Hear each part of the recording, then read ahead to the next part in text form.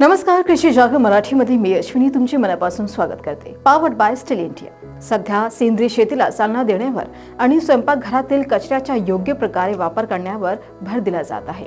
मटरच्या सालींना सहज कचरा समजून फेकले जाते, पण तुम्हाला माहिती आहे का, पण त्यापासून उत्कृष्ट सेंद्रिय खत तयार केले जाऊ शकते।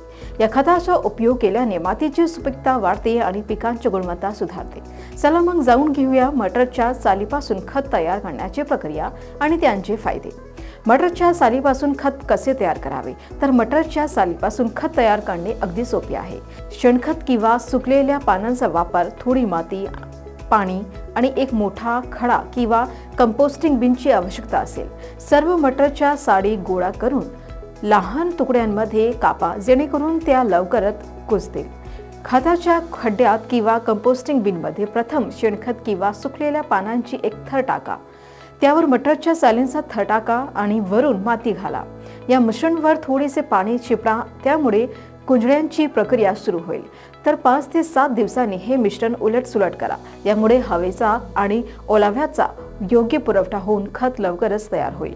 साधारण 4 ते 6 आठवड्यात हे सेंद्रिय खत पूर्णतः तयार होईल आणि जेव्हा त्याचा रंग गडद तपकीर होईल आणि त्याला मातीसारखा वास येईल, तेव्हा ते शेती आणि बागांमध्ये वापरता येईल। मटरच्या सालीपासून तयार खतांचे फायदे: मातीची सुपीकता वाढते। सेंद्रिय खतांमुळे मातीतली पोषक घटक वाढतात आणि पिकाची उत्पादकता चांगली राहते। रासायनिक खतांची गरज कमी होते।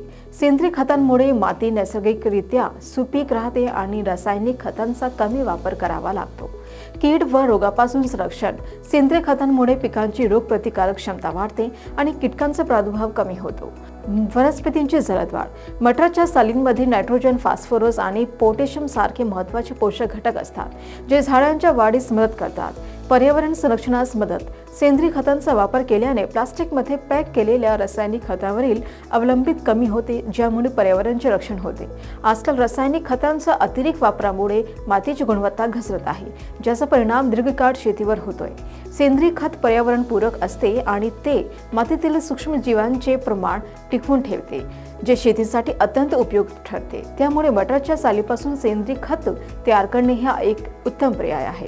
तर प्रेक्षकांनो, तुम्हाला ही माहिती कशी वाटली आम्हाला कमेंट करून नक्कीच कळवा आणि अशाच बातम्यांसाठी पाहत राहा कृषी जागर मराठी। धन्यवाद।